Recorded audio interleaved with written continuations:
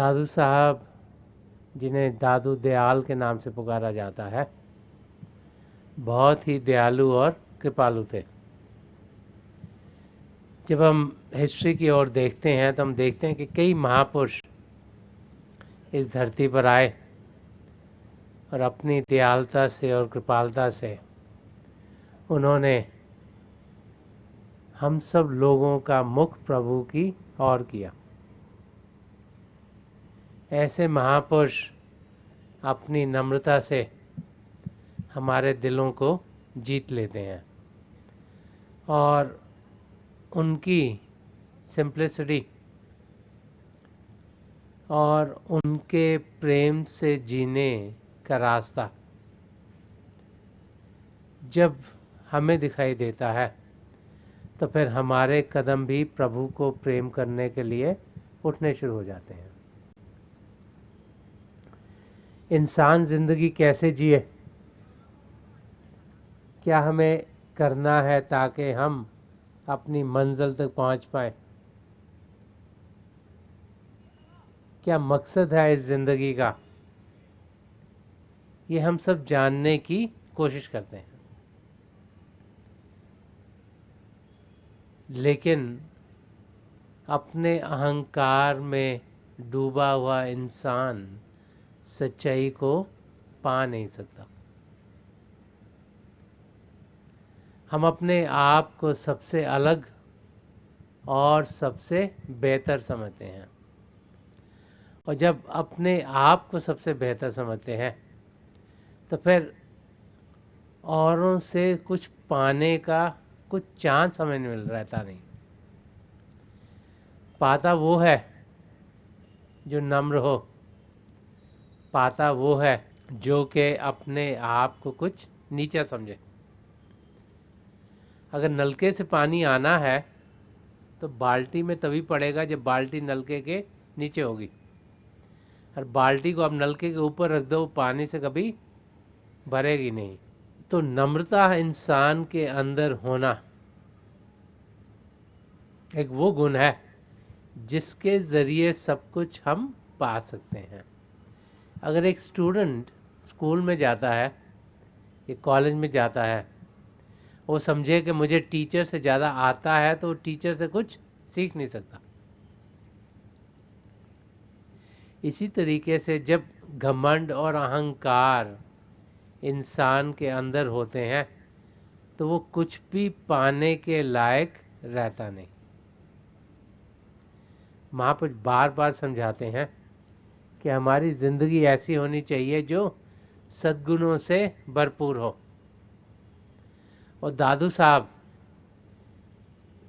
जिनकी ज़िंदगी प्रभु के प्रेम से भरपूर थी, जो हर समय मस्ती के आलम में रहते थे, जब हम उनकी ज़िंदगी की ओर देखते हैं तो कई वाक़े हमें दिखाई देते हैं जो हमें समझाते हैं कि किस किस्म की ज़िंदगी हमारी होनी चाहिए।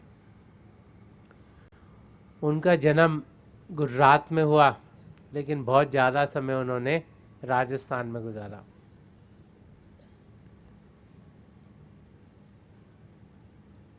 उन्होंने प्रभु की बहुत खोज की,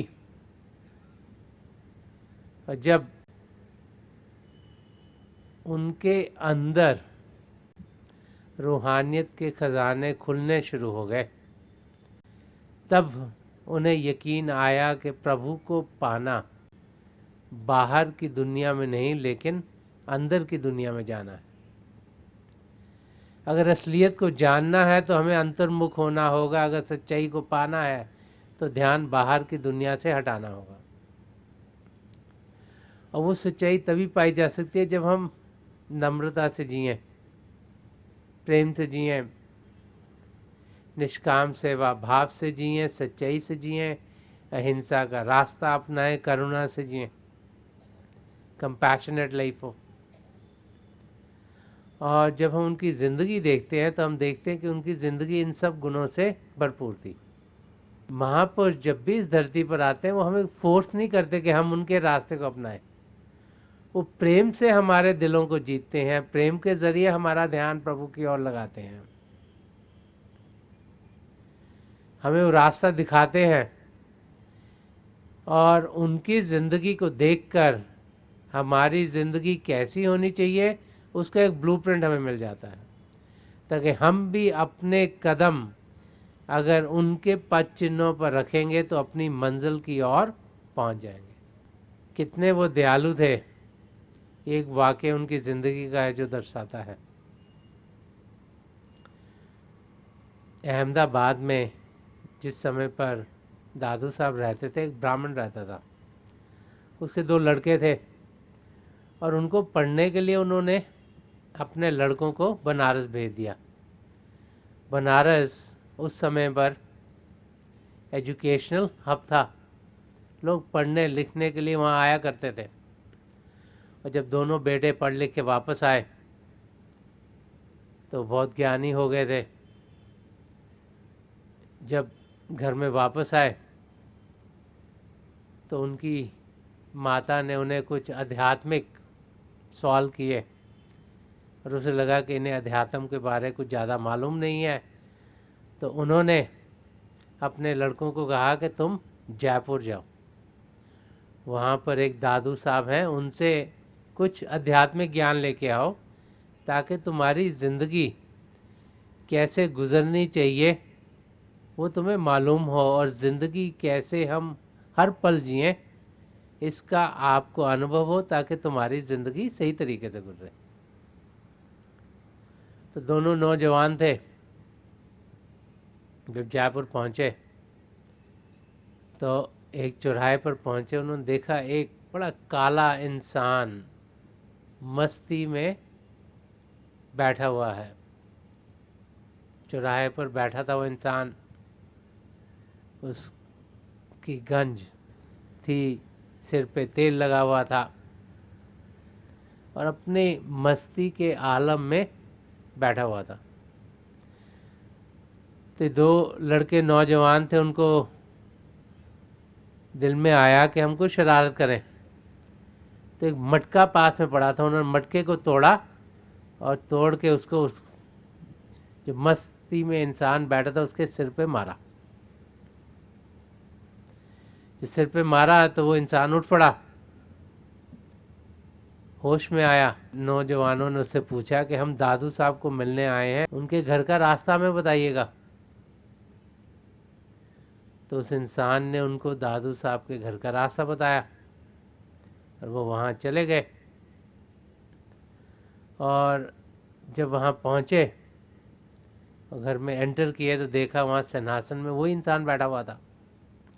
तो घबरा गए, उन्होंने सोचा हमने तो इनके सिर पे मारा था, तो ये तो दादू साहब ही निकले, और वहाँ से भागने लगे। तो दादू साहब ने उन्हें बड़े प्यार से समझाया और कहा कि अगर दुनिया में तुम कोई मटका भी खरीदते हो तो उसको ठोक बजा के खरीदते हो कि ठीक है कि नहीं है। तो अगर तुम कुछ यहाँ अध्यात्म के बारे में सीखने आए हो, तो अगर तुमने मुझे ठोक बजा लिया तो इसका कोई हर्ज नहीं है। इतने दयालु दादू साहब थे और उनकी दयालुता और उनकी कृपालता ही थी जिसने उनका रुख दुनिया से हटाकर प्रभु की ओर किया। कबीर साहब के टाइम्स में एक बहुत बड़ा पंडित रहता था, उसको धर्म शास्त्रों का बहुत ज्ञान था और उस टाइम में कॉम्पिटिशन्स हुआ करते थे कि किसको धर्मशास्त्र ज़्यादा आते हैं। तो उसको अपसाइड डाउन इनसाइड आउट सारे धर्मशास्त्र आते थे, तो हर एक कंपटीशन में सबको जीत लेता था। और क्योंकि वो सबको जीत रहा था, उसके अंदर घमंड आना शुरू हो गया। उसने अपना नाम बदल के सर्वाजीत रख लिया कि मैं सबको जीत लिया। एक दिन जब अपनी माँ के पास था तो उसने अपनी माता जी से कहा कि आप भी मुझे सर्वाजीत बुलाया कीजिएगा। तो उसकी माता जी को लगा इसको तो बहुत घमंड आ गया, तो उन्होंने कहा ठीक है मैं तुझे सर्वाजीत बुलाऊंगी, तू वहाँ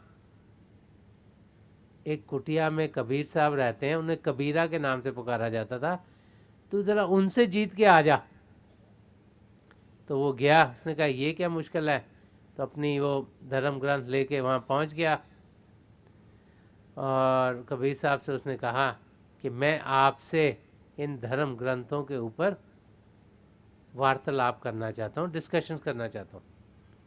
तो कबीर साहब ने पूछा कि रीज़न क्या है, क्यों डिस्कस करना चाहते हो?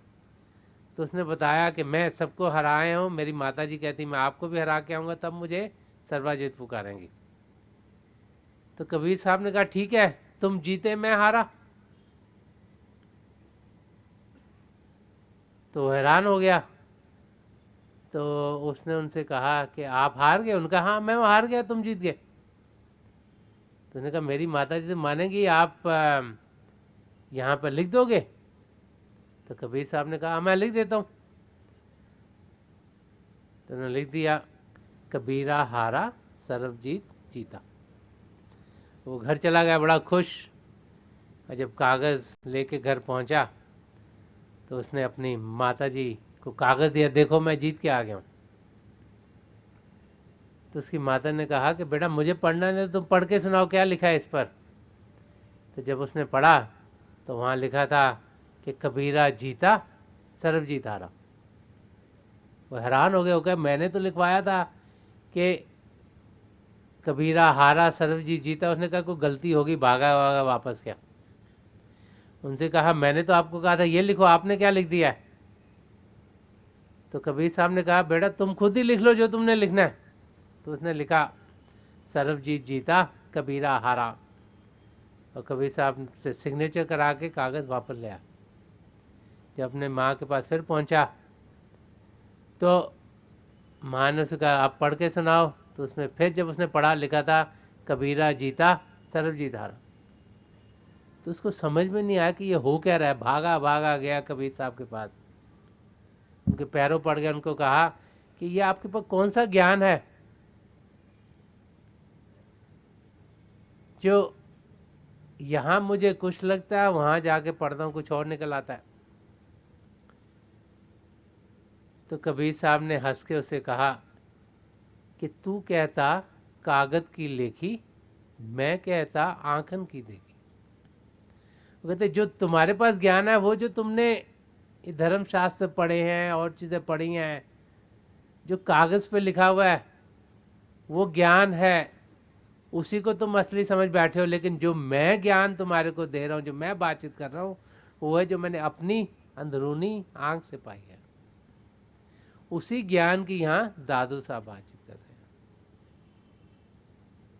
वो फरमा रहे हैं कि दादू देखा दीदा, कि जो मैंने खुद देखा है, खुद अनुभव किया, वही मैं आपको समझाने जा रहा हूँ कि सब कोई कहे सुनीदा के, और जहाँ भी जाओगे सुनी सुनाई बात करेंगे। जो लिखा है, पढ़ा है, किसी और से सुना है, उसके बारे में कहेंगे। तो जिसे हम डायरेक्ट नॉलेज कहते हैं, जिसे हम परा विद्या कहते हैं, जिसे हम अंदरूनी विद्या कहते हैं, जिसे हम आध्यात्मिक ज्ञान कहते हैं, रूहानी खजाने कहते हैं, स्पिरिचुअल ट्रेजर हाउस कहते हैं, स्पिरिचुअलिटी कहते हैं, उसकी यहाँ बातचीत कर रहे हैं। और फरमा रहे हैं आगे कि कैसे मैंने उस ज्ञान को पाया, ताकि हम सब भी उस ज्ञान को कैसे पाएं, हमें एक रास्ता दिखाई दे। तो फरमा रहे हैं कि हवा हिरस अंदर बस कीदा, तब ये दिल बेहा सीधा। वो कहते जब मैंने अहंकार को और जो वासनाओं को बस में किया, काम क्रोध लोभ मोह अहंकार, जिनसे हम सब घिरे हुए हैं, जब ये काबू में आए, तब जाकर मैं सही रास्ते को पाने के लायक हुआ। संत कृपाल सिंह जी महाराज बार बार फरमाते थे कि an ethical life is a stepping stone to spirituality, कि हमारी ज़िंदगी में सद्गुणों का होना एक पहला कदम है रूहानियत के रास्ते पर चलने के लिए। और आखिर में वो फरमा रहे हैं कि मुर्शिद सत गगन गुरु लखिया, तन मन की नुसीदा। फरमा रहे हैं कि जो सदगुरु हैं, उन्हें मुर्शिद कहो, सदगुरु कहो, लिविंग मास्टर कहो, एक पूर्ण महापुरुष कहो, कि मुर्शिद सत गगन गुरु लखिया, कि जो अंदर के गगन है, सच्चाई के गगन है, उनके अंदर मैंने अपने सद्गुरु के दर्शन किए। जब हमें नाम की देन मिलती है तो क्या होता है, हमारे सद्गुरु यहाँ 10वें द्वार पर जाकर टिक जाते हैं, ताकि जब भी हम अंतर्मुख हों हम वो हमें मिले और हमें अंदर की दुनिया में ले जाए। जो अंदर के गगन है वहाँ पर जाकर हम असलियत के जानकारी करने के लायक हो जाते हैं। तो फरमा रहे हैं कि जब अंदर की दुनिया में गया तभी जो सच्चे गगन हैं जिन्हें चिदाकाश किया जाता है वहाँ पर मैंने अपने सद्गुरु को पाया। जब उन्होंने अपनी तवज्जो दी, मुझे नाम की देन दी, शिव नेत्र को खोला, तभी मैं अंदर की दुनिया में जाने का लायक हुआ। जब मैंने आसमान, सितारे, चंद्रमा, सूर्य को पार किया, अपने गुरु के नूरी स्वरूप तो पहुंचा, तब मैंने तन मन कीन उसी का, तन मन उन पर निछावर कर दिया। क्योंकि सब कुछ प्रभु परमात्मा का है। जैसे एक महापुरुष ने कहा कि मेरा मुझ में कुछ नहीं, जो कुछ है सो तौर, तेरा तुझको सौंपते क्या लागे है मोर। तो फरमा रहे हैं कि जब हम उस अवस्था में पहुंचते हैं कि जब रियलाइजेशन हो कि कुछ भी हमारा नहीं है, तब सब कुछ उसके हम हवाले कर देते हैं, उसकी शरण में पहुंच जाते हैं। जब उसकी शरण में पहुंचते हैं, वो हमारे रखवाले हैं, वो हमें प्रभु से मिला देंगे, मकसद को पूरा कर देंगे। और आखिर लाइन में फरमा रहे हैं कि आशिक यार अदर लग पाया, हो गया दीदम दीदा। आशिक आत्मा को कहा है, यार परमात्मा को कहा है। फरमा रहे हैं कि आत्मा ने परमात्मा को पा लिया अपने अंदर। जब मेरे सद्गुरु के मुझे दर्शन हुए, वो मुझे पिंड से अंड में ले गए, अंड से ब्रह्मांड में ले गए, ब्रह्मांड से पार ब्रह्म में ले गए, पार ब्रह्म से सचखंड में ले गए। सचखंड में पहले मेरी आत्मा का मिलाप अपने सद्गुरु में हुआ, जिसे सूफिज्म में फिनाफिल शेख कहा गया। फिर उन्होंने मुझे प्रभु में लीन करा दिया, उनके दर्शन करा दिए, उनमें लीन करा दिया, जिसे सूफिज्म में फिनाफिल्ला कहा गया। तो मेरा कार्य पूरा हो गया कि हो गया दीदम दीदा, के मुझे प्रभु के दर्शन हो गए, मैं प्रभु में लीन हो गया। जिस कार्य से मैं धरती पर आया था वो पूरा हो गया। तो दादू साहब हमें इस शब्द के जरिए समझा रहे हैं कि मैं आपको वो बता रहा हूँ जो मेरा अपना अनुभव है, कोई सुनी सुनाई बात नहीं, कि हम उनके बताए हुए रास्ते पर चल पाए। वो फरमा रहे हैं कि प्रभु को पाने का रास्ता अंदर का रास्ता है, सुषुम्ना नाड़ी का रास्ता जो मिडल वे है, वो सीधा हमें प्रभु में लीन करा देगा। तो आज के दिन जबकि हम सब यहाँ बैठे हुए हैं, मेरी पिता परमेश्वर के चरण कमलों में यही प्रार्थना है कि जैसे दादू साहब ने इस शब्द के ज़रिए हमें अंतर्मुख होने का रास्ता बताया है, प्रभु को पाने का रास्ता बताया, उस रास्ते पर हम कदम उठा सकें, हमारा शिव नेत्र खुले, 10वां द्वार खुले, शरीर से मुंह पर जाएं, अंदर के मंडलों को पार करते हुए सचखंड में पहुँचे, जहाँ चेतनता ही चेतनता है, सच्चाई सच्चाई है, जहाँ माया या जड़ता की कोई मिलावट नहीं। हमारी आत्मा अपने आप को अनुभव करे और प्रभु में लीन हो, ताकि जिस मकसद से हम इस धरती पर आए हैं, जो अपने आप को जानना है और प्रभु को पाना है, वो हम सबके लिए पूरा हो जाए।